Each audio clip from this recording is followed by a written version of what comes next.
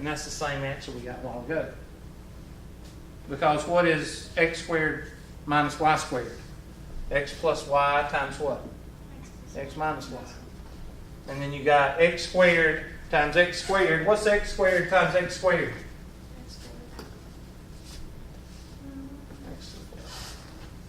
Oh, it is.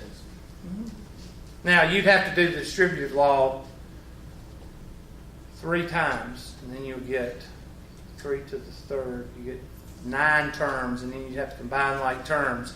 But when you combined all them like terms, you would get these right here. So this one is more simplified than this one.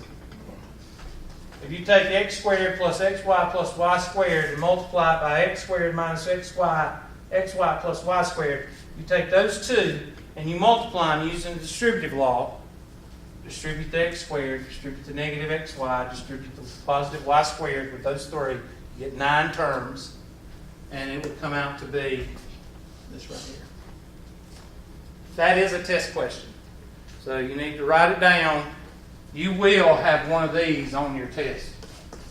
It's a given. And you can do it either way. Can you go back to the other one? I'm finished. You're always moving something.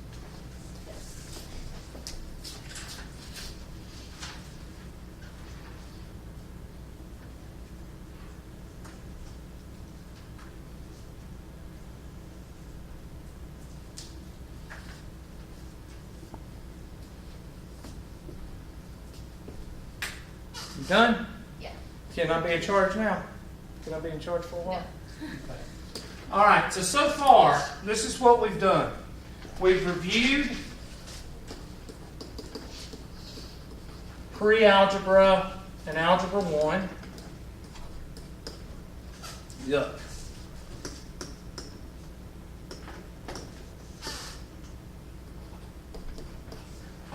And then we reviewed algebra 2 in respects to FOIL.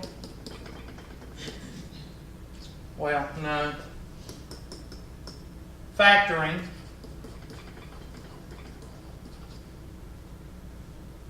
So factoring out a common term. Factoring, factor out a common term. Reverse FOIL. And shortcuts. Now the shortcuts in FOIL is with trinomials. Everybody with me? And these two are usually with monomials and binomials.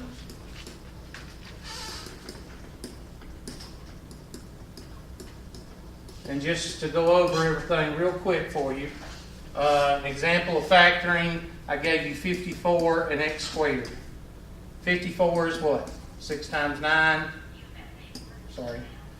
X times x, that's factoring a monomial. A binomial, 2x plus 4, I think I gave y'all. 2 times x plus 2.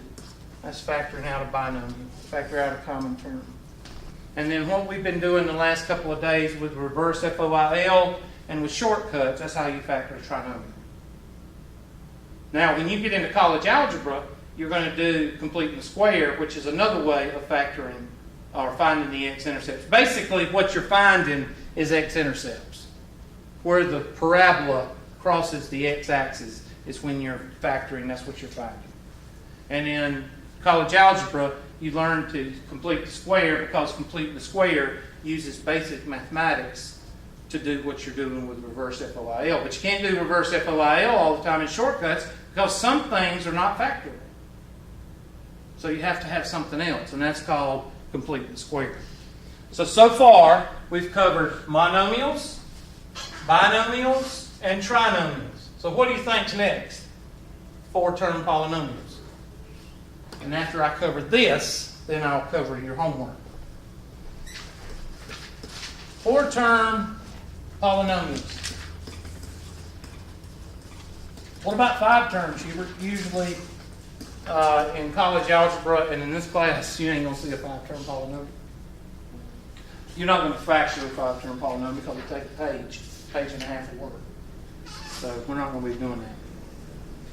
So this is as far as you're going to go. Now there's two types of 4-term polynomial factor. And this is a Hubertism, so you're not going to see it in class anywhere. The first type is called a 2 by 2. And the second type is called a 3 by 1. Well, Hubert, how do you know when to do what? Well, a 2 by 2 is used when you don't have a lot of squares.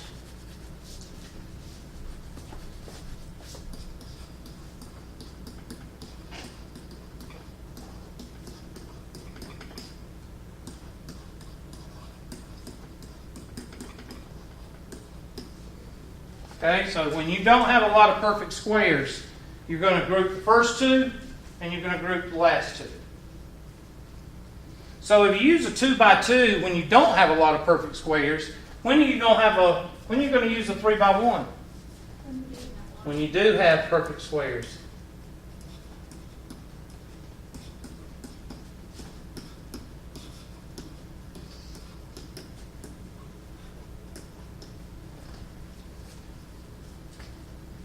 So the key word, don't have a lot of perfect squares, do have a lot of perfect squares. Now, I don't know one, I think we pulled up one the other day in 5.6, so I'm going to go back to the 5.6.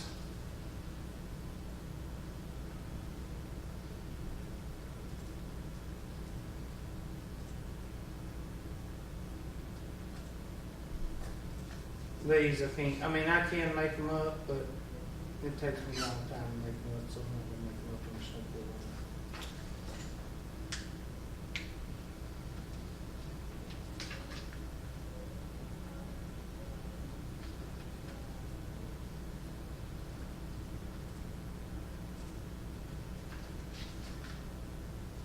way. Okay? There is a 4-term polynomial. Just disappeared.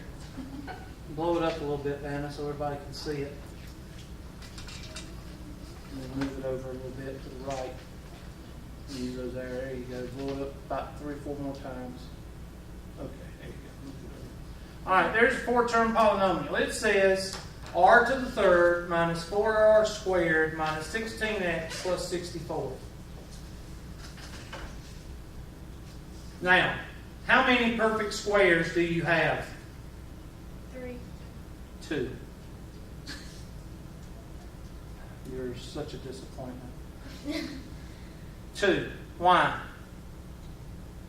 Because you can't take square root of x. That's why. Well, you can take square root, no, 16x is the term, not 16. Or 16r. 16r, you can't take square root of r. So, what's the perfect squares? 4r squared and 64. That's not a lot.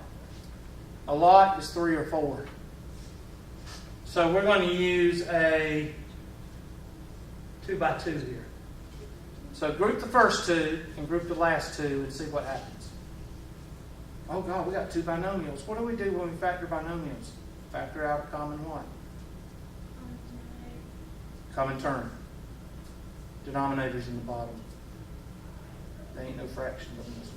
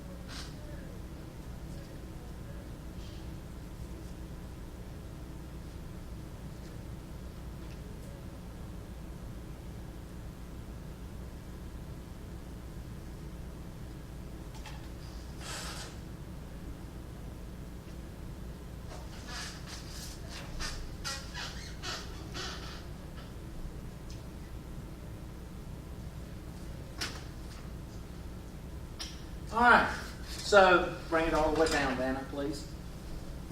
Just hit the minus symbol until you start seeing all the stuff on the side. Keep going. Okay. There it is. Alright, so this problem, r cubed minus 4r squared minus 16r plus 64.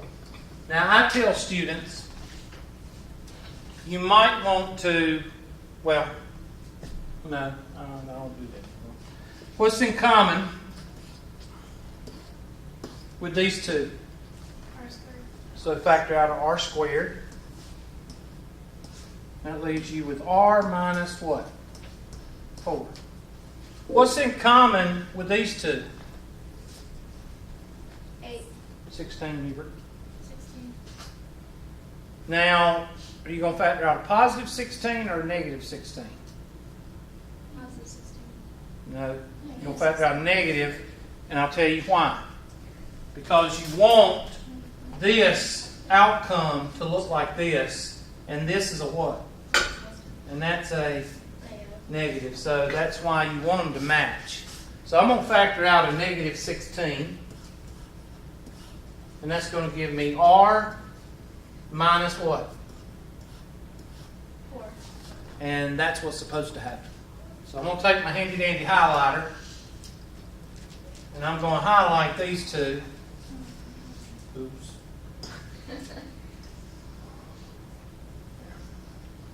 And this.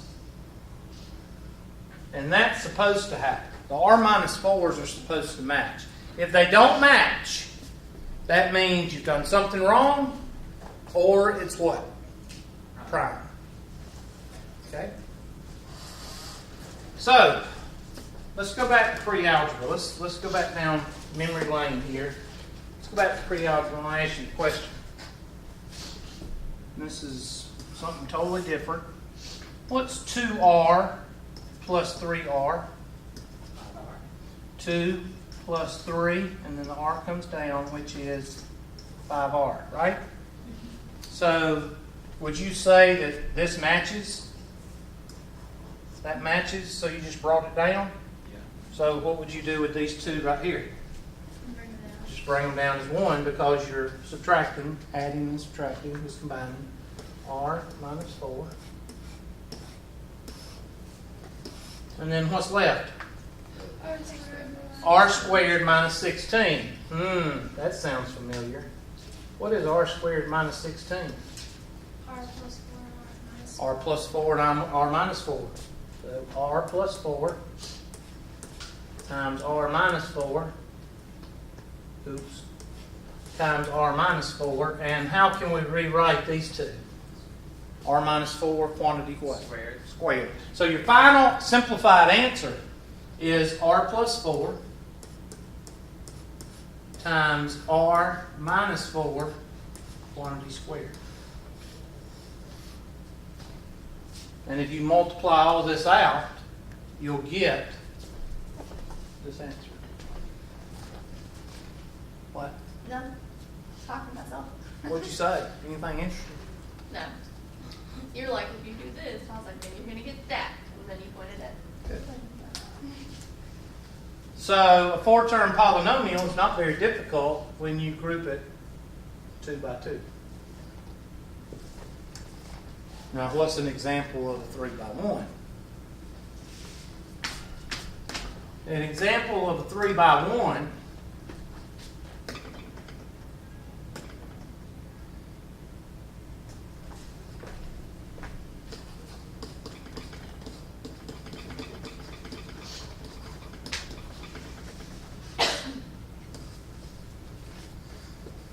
x squared plus 4x plus 4 minus y squared. How many perfect squares do we have? 3. Usually, a 3 by 1 is going to have 3 or more perfect squares. Usually, it's 3. Usually, That last one took me by surprise because usually they set up the 2 by 2s to only have one perfect square. It surprised me by having 2. Okay? So you're going to 3 by 1. Oh my, what is this? Shortcut number 1, Hubert. That's right, class.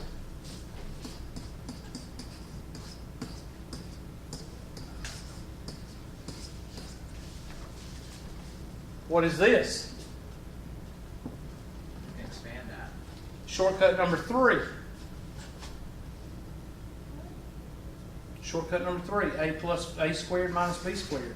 Just because there's 2 things here, you've got it squared, so that's a squared minus what? Y squared. B squared, or y squared. So what's a? X. X plus 2. What's b? Y. Y. So plug it into a plus b, a minus b. So that would be x plus 2. I'm going to put a little dotted. So that's a plus b and a minus b. I'm going to just do this for you. A plus b times a minus b. And your final answer is x plus 2 plus y times x plus 2 minus y. That's your final answer. Now, if I was to give you a test on just factoring, you're talking about 10% of the test with the 4-term polynomials. 10% would be 4-term, 10% would be monomial or binomial, and that leaves what? 80% trinomials. So if I was to give you a factoring test, what are you going to study? Trinomials. How to factor a trinomial. Or use the shortcuts, one of the 2. You can study these all day long, but it's only going to get you 10 points. Now that covers all of factoring as far as 5.6. So let's look at our homework questions. This homework question that I pulled up a while ago looked like a shortcut.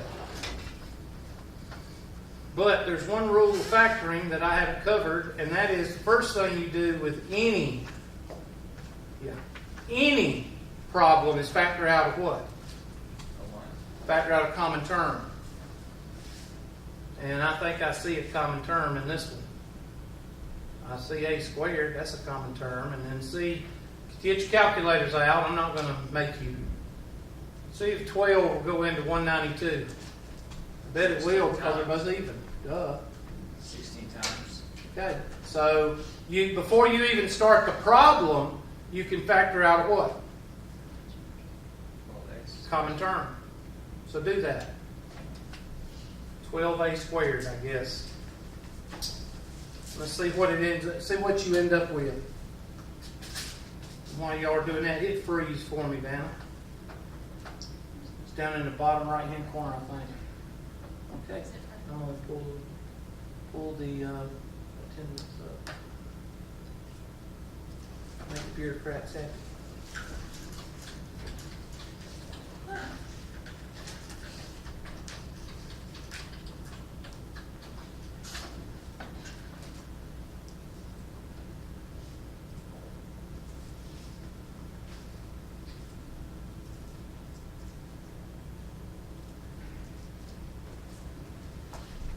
Okay, I know Miss Ward is not here. She's got a migraine.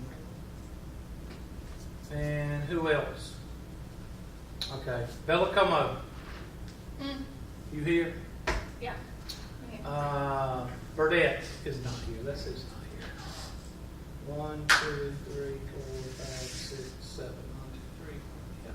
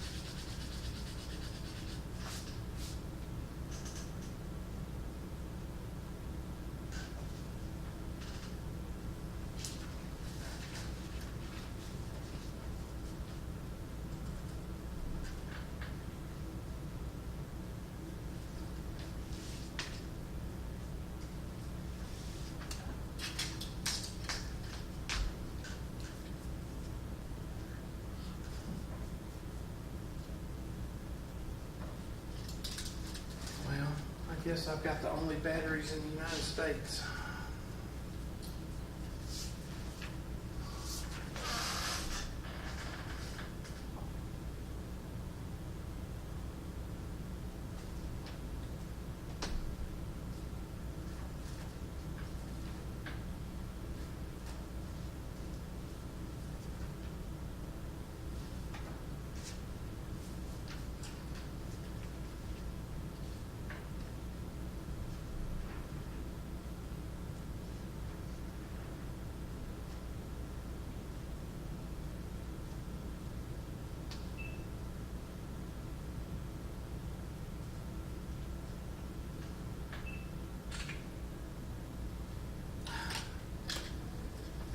Lord have mercy, I'm a terrible photographer.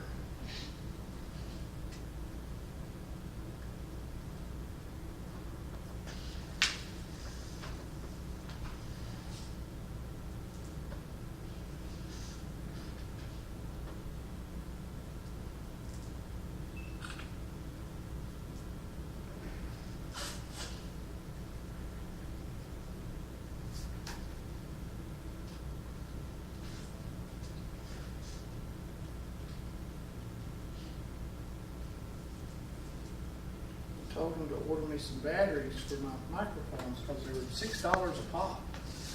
And I sent him a picture of that. It says 1632. She said she looked for an Energizer at 1632, but there's no result. They just got the only ones in the United States. Must be pretty rare. All right, man, hit unfreeze for me. I mean, that's not doing that one.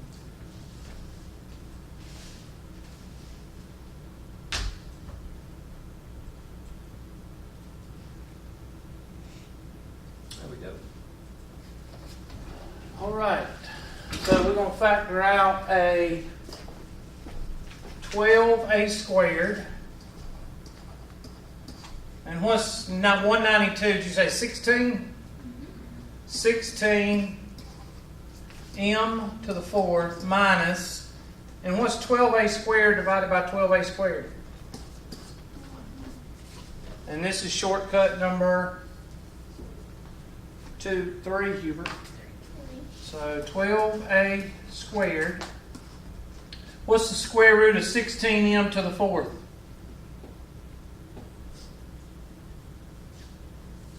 I'm asking y'all. 4m squared plus 1. 4m squared minus 1. Are we done? No. Why?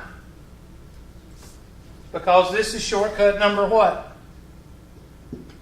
3, Hubert. Thank you, class. Y'all supposed to fill in the blanks. Losers. What's the square root of 4m squared? 2m plus 1 and 2m minus 1. Horse pony.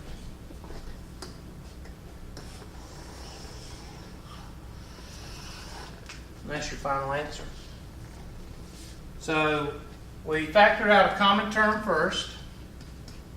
Then we saw that this was shortcut number 3. So this is 1. This is 2. And then we saw this was shortcut number 3. And then we saw 3, shortcut number 3 again. So this is a double nested problem.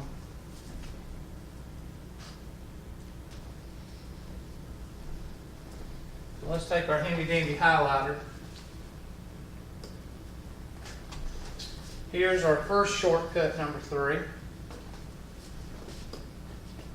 And here's our second. I try to help y'all out, and this board is not helping me. And there's the second shortcut.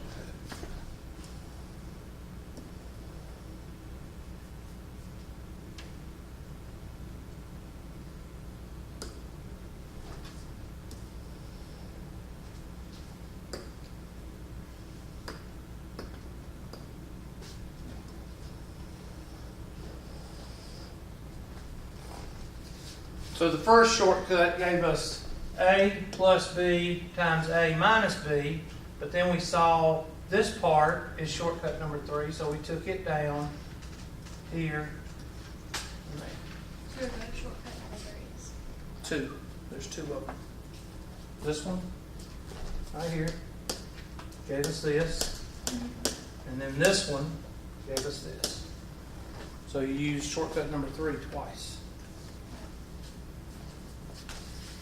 So hopefully that helps. Now that we've gone over it and you see how we actually use it. A lot of people say, when are you ever going to use this? Nobody's ever going to walk up to you and ask you this stuff. But when you're solving problems, no matter if it's financial, no matter if it's work-related, employees, personnel, accounting, or mechanical, meaning engineering type, what's the first thing you do when you see a problem? Well, yeah, but how do you go about doing it? What do you first do? Troubleshoot it, analyze it. Troubleshoot it, analyze it, take it apart. That's what you're doing. Taking it apart. A good example of that is brakes. The brakes on your car, especially if you have an older car like a 66 Mustang or a 68 Mustang or something older than 1990, before 1990, you're going to have drum brakes. Most drum brakes, you have to take the drum off. To be able to see what's wrong, you have to take the tire off. Then you take the drum off. Then you have to undo the springs, take the drum shoes off, take the brake shoes off, and then you have to disable all of the springs and everything that's in there that makes the drums work, that make the brakes work. You have to take something apart to figure out what's wrong. And that's the way problem solving is. You have to take something apart and break it into its single parts in order to figure out what's wrong with it. If something's wrong on an assembly line, if something's wrong in personnel, you have to go to the problem and you have to what?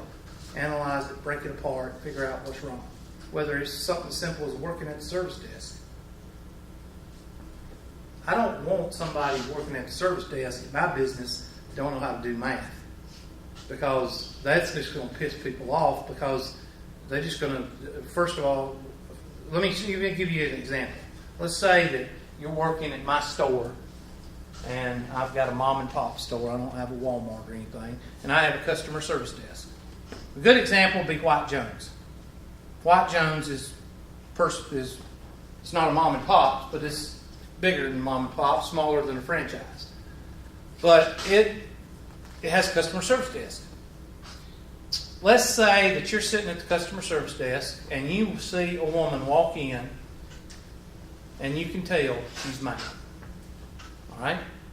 Now, somebody with mathematical skills, somebody that knows how to analyze, knows how to take something apart, would know how to address that woman because you have noticed that she is what? Already mad. The person that's not analytical, sitting there playing on the phone, sees the woman walk in, keeps playing on the phone or keeps doing whatever. The woman walks up, taps on the counter or whatever, and this person don't care because they didn't notice that she's mad. And they just half-ass take care of, what she's doing. What's that going to do? Make her more mad. It's going to make her more mad. So, you can either take something apart right at the get-go or analyze it, or you can ignore it and make it worse, make it fester. And that's problem solving, take it apart, analyze it. All right, so that's one homework problem out of the way. Yes, ma'am. A question. The second one in green. Mm-hmm. How did you know that was a Perfect square? 3? Because you know that 4m squared is a perfect square and 1 is a perfect square. Oh, so it doesn't have to be half Right here. square. You know your perfect squares. Why didn't I do anything with this guy? Because you already factored it once. It's not. There is no perfect shortcut for